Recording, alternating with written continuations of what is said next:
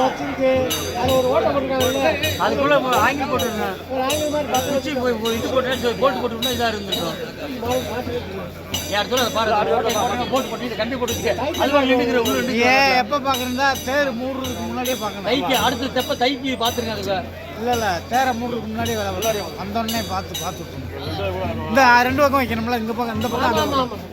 வடை வந்து வருஷத்துக்கு வரணும்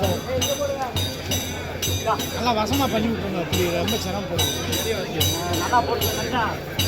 அந்த அந்ததையும்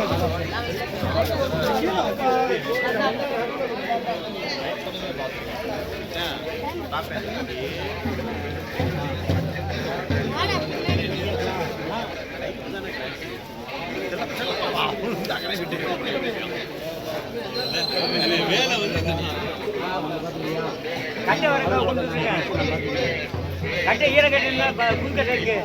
இப்போ நிறைய போடு